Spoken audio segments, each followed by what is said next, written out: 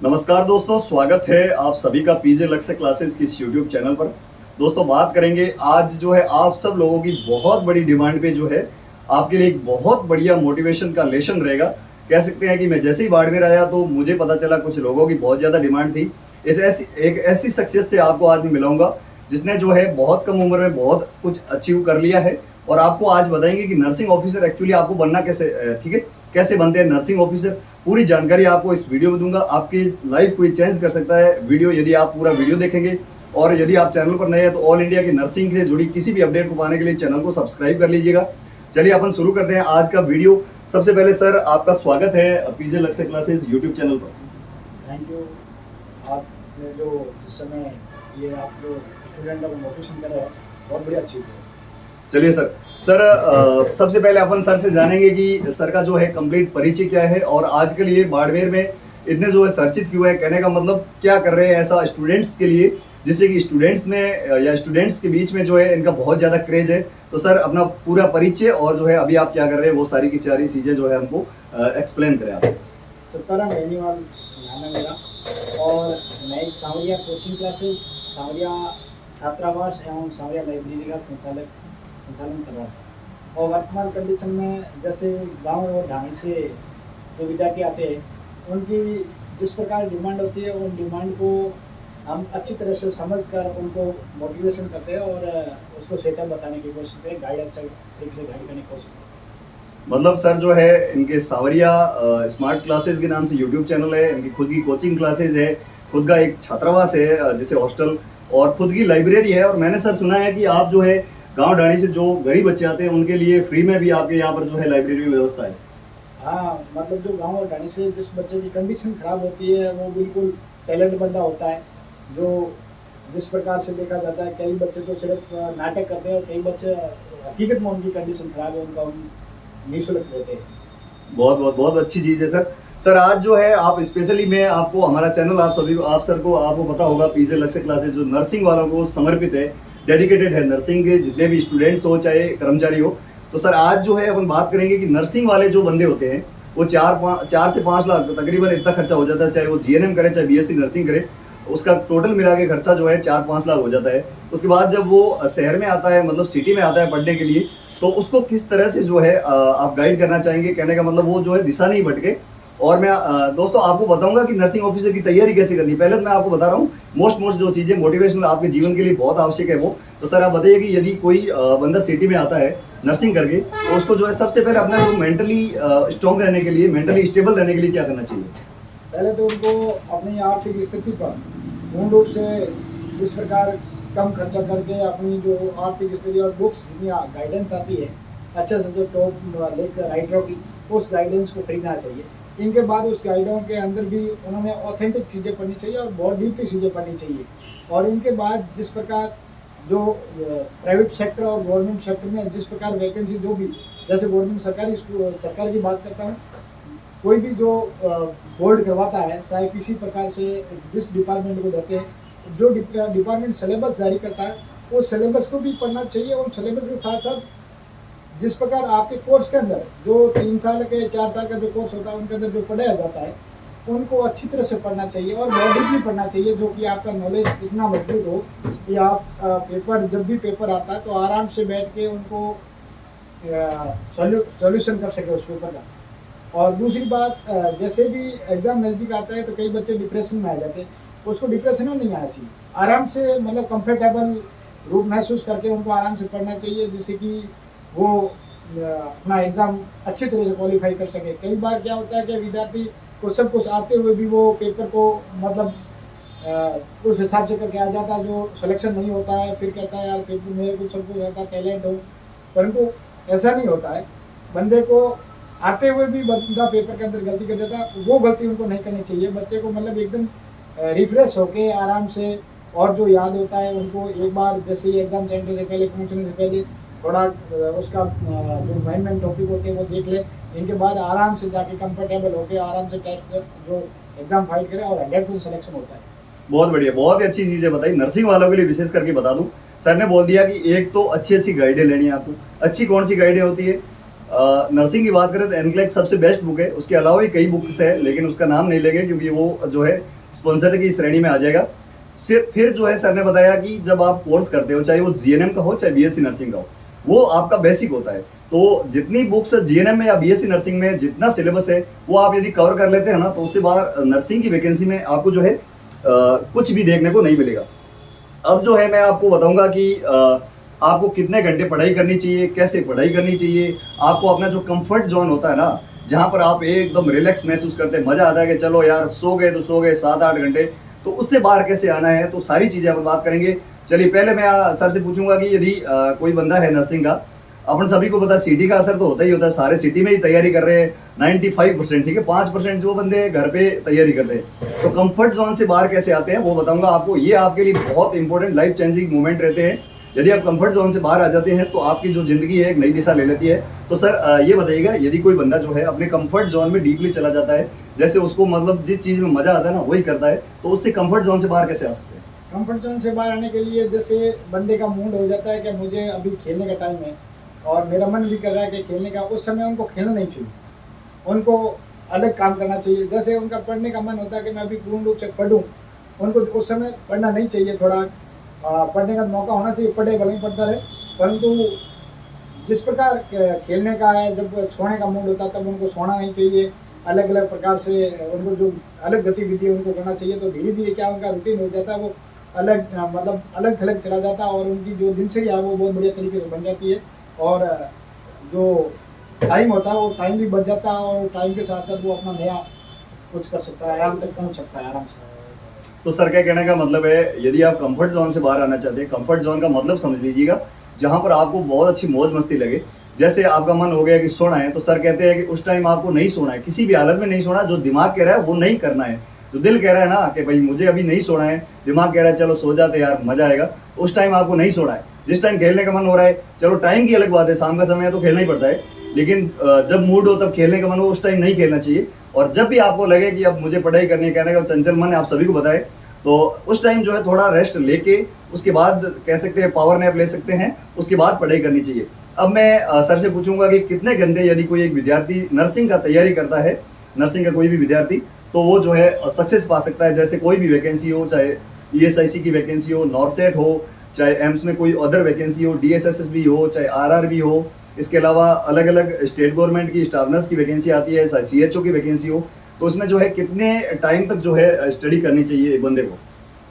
जैसे जो बंदा एक बार जैसे जिस नर्सिंग डिपार्टमेंट के अंदर जो बंदा एडमिशन लेता है, उस बंदे को उस समय से ही उस किताबों का नॉलेज ले लेना चाहिए कि भाई उनको जैसे फर्स्ट ईयर किताबें तो पूर्ण रूप से उनको फर्स्ट ईयर की किताबें कंप्लीट करनी चाहिए, सेकंड ईयर की सेकंड ईयर कंप्लीट करनी चाहिए, थर्ड ईयर की कंप्लीट करनी चाहिए और जैसे फोर्थ ईयर की फोर्थ ईयर कंप्लीट करनी चाहिए। इनके बाद उन बंदे को कम से कम दिन में 8 से 9 घंटे 8-9 घंटे उनको आराम से पढ़ाई करनी चाहिए, जिससे कि वो बंदा आराम से जो पढ़ाई करता है उनके भी उनको रिटर्न में उनको नोट्स बनाना चाहिए और उनके अलावा जहाँ उनकी कमजोरी होती है, वो कमजोरी महसूस करता है, वहाँ जैसे या यूट्यूब चैनल से या अच्छी गाइड से या किसी प्रकार से कोई ऑथेंटिक बुक से उनको वो जो टॉपिक निकालना चाहिए, उन टॉपिक को उस टॉपिक के हिसाब से नहीं, वो टॉपिक को डीपली पढ़ना चाहिए, जो उसका ज्ञान भी बढ़ेगा और वो आराम से उस पेपर और उस एजुकेशन जिस डिपार्टमेंट में जा रहा है उनको अच्छी तरह से क्वालिफाई कर लेगा। बिल्कुल सही है, सर के कहने का मतलब है बेस मजबूत होना चाहिए। जैसे ही नर्सिंग करने आए तब आप पढ़ना शुरू कर दें एकदम कंप्लीटली। यदि आपने नर्सिंग कर ली है तो फिर सर का कहना है कि यदि आप पढ़ते हैं 8 से 9 घंटे, एक तो पढ़ाई कंपलसरी है। दोस्तों कंपटीशन बहुत हाई हो चुका है, माना कि नर्सिंग फील्ड में थोड़ा कम कंपटीशन है लेकिन इतना भी कम नहीं है, तो 8 से 9 घंटे पढ़ाई करनी चाहिए। इसके अलावा जो है अच्छी अच्छी बुक्स होनी चाहिए आपके पास, एकदम ऑथेंटिक गाइड्स होनी चाहिए। आजकल जो है आपको मिसलीड करने वाले बहुत है, चलो नॉलेज तो इतना सा है, इतनी बड़ी बुक निकाल देते हैं किसी के देख के, फिर उसमें से कुछ नहीं आता। अभी नॉर्सेट 2022 का ही दो आप देख उदाहरण ले लीजिएगा, मैं किसी का नाम नहीं लूंगा, लेकिन एक बड़ा पब्लिकेशन बन रहा है, अभी युवा लड़के हैं, बड़ा पब्लिकेशन बन रहा है, उसमें से नॉर्सेट में सिर्फ 2 क्वेश्चन आए। तो आपको एनक्लेक्स पे ध्यान देना है बड़ी वैकेंसी के लिए विशेष करके। फिर सीएचओ हुई, स्टाफ नर्स नॉर्मली वैकेंसीज है, तो उनमें जो है फिर आपको जो है नॉर्मली किताबें पढ़ सकते हैं। इसके अलावा जो आपको टॉपिक सर ने बताया कि हार्ड लग रहा है, मतलब जो टफ लग रहा है, उसको आप एकदम डीपली पढ़े, 2 बार पढ़े, 3 बार पढ़े, और जो है हैंड रिटन नोट्स आपके पास होना अनिवार्य है। ठीक है दोस्तों, अब फिर जो है मैं आपको एक और सर के लिए जो है क्वेश्चन है हमारा कि सर जैसे नर्सिंग में कुछ आते हैं बंदे, फिर जो है माना कि फाइनल हो गया, उसके बाद एक्सपीरियंस की भी बात होती है, 2 साल का एक्सपीरियंस भी मांगते हैं, प्राइवेट हॉस्पिटलों में बंदे जाते हैं, लेकिन फिर जो है सिलेक्शन नहीं हो पाता है, तब बहुत ज़्यादा डीपली वो जो ऐसे कह सकते हैं कि एक डिप्रेशन में चले जाते हैं, उनको लगता है कि अब हमारा सिलेक्शन नहीं होगा, उस कंडीशन में उस बच्चे को क्या करना चाहिए? उस कंडीशन में उस बच्चे को पहले तो जिस प्रकार उनके पास कई बार तो क्या होता है कि विद्यार्थी आता है नर्सिंग करता है, जब तक उनको मजे रहता है, उनके बाद जैसे ही वो नर्सिंग फाइनल कर लेता है उनको नॉलेज नहीं हो बराबर नॉलेज नहीं होता है, तो न तो प्राइवेट वाले रखते हैं न वो सरकारी में सिलेक्शन हो पाता है। यदि इस कंडीशन में बच्चा 3 साल हो जाता है तो उनको 1 साल के लिए उन बंदे को आराम से या तो किसी सीनियर अच्छे डॉक्टर के साथ प्रैक्टिस करनी चाहिए, या उनको सरकारी डिपार्टमेंट में जाना है तो उनको 1 साल के लिए बहुत बढ़िया शानदार ऑथेंटिक गाइड है जो कि मजबूत जो आता है उनका बेस मजबूत आता है, उस बेस को पढ़ना चाहिए। और आपने जो छोटी क्लास जैसे आपने इंग्लिश लेवल है, अभी क्या है जैसे गांव से लोग आते हैं उनके पास इंग्लिश का बहुत कम नॉलेज होता है, बिल्कुल। वो बंदा नर्सिंग में आ जाता है उनके बाद इंग्लिश का नॉलेज नहीं होता, उस कारण से भटक जाता है। तो इंग्लिश से इतनी हार्ड नहीं है, जैसे इंग्लिश आपको नहीं आती है तो आप जैसे इंग्लिश की किताब लो, उनको आज गूगल में भी ऐसे कई ऑप्शन दे रखे हैं जो हिंदी ट्रांसलेशन कर सकते हैं। इनके बाद जैसे दवाइयों के भी नाम इंग्लिश में तो उनको भी ट्रांसलेशन कर सकते हैं हिंदी में, और उसको ट्रांसलेशन करके उनको उसका एक पूरा नॉलेज होना चाहिए।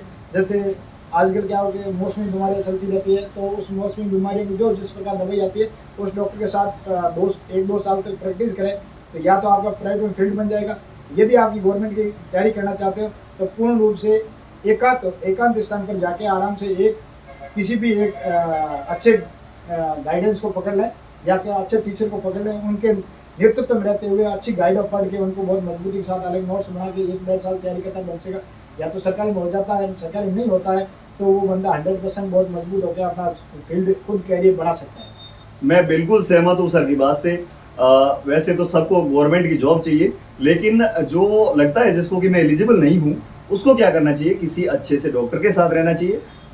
1-2 साल जो है वो अपने प्रैक्टिस करे, ज़बरदस्त प्रैक्टिस करे, उसके बाद खुद का जो है वो एक अच्छा सा बेस बनाए और वो कहीं भी जॉब कर सकता है। आजकल प्राइवेट बंदे होते हैं वो भी इतना ही कमाते हैं, गवर्नमेंट हाँ, हालाँकि आप सभी को शिकायत है कि प्राइवेट हॉस्पिटल में जो है कम सैलरी मिलती है, लेकिन खुद का भी जो है बिज़नेस कर सकते हैं, ठीक है? बिज़नेस पॉलिसी होती है एक अपनी।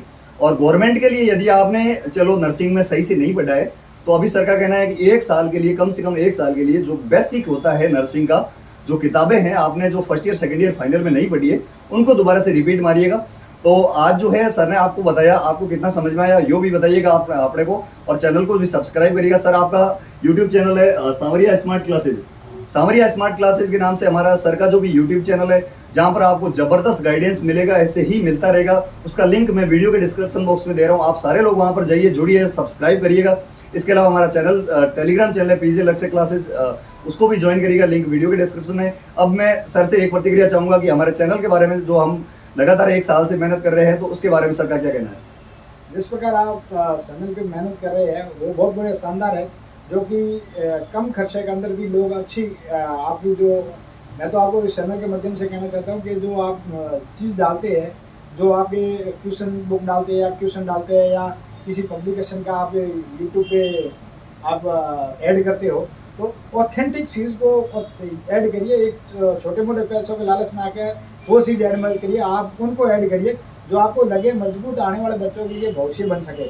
दूसरी बात मैं एक और बता देता हूँ, जो सांवरिया स्मार्ट क्लासेस के अंदर जो मैं जिस प्रकार से काम हम कर रहे हैं, हमारा एक ही मकसद है, जैसे कोई भी विद्यार्थी हताश होके नहीं जाए, और जो बंदा 9, 10, 11, 12 के अंदर पढ़ता है उनको जैसे कई लोग बेसाल हो जाती है कि वो एक फील्ड में चले जाते हैं, सब के सब एक फील्ड में जाते हैं तो वो फील्ड फेल हो जाता है। कई बार क्या होता है एक फील्ड के लिए वैकेंसी कम आती है तो बच्चे ज़्यादा हो जाते हैं तो वो नौकरी नहीं लग पाते। तो मेरा कहने का मतलब है कि जो भी 10th, 9, 10, 11, 12 के बच्चे आते हैं वो उनको अलग अलग फील्ड चयन करना चाहिए। और जैसे मैं मेरी बात करूँ, मेरे परिवार में जैसे मैंने GNM कर लिया या BSc नर्सिंग कर लिया या MSc नर्सिंग कर लिया, तो जैसे उनको जो मेरे भाई हैं उनको ऐसा नहीं कराना चाहिए, उनको अलग फील्ड में भेजना चाहिए।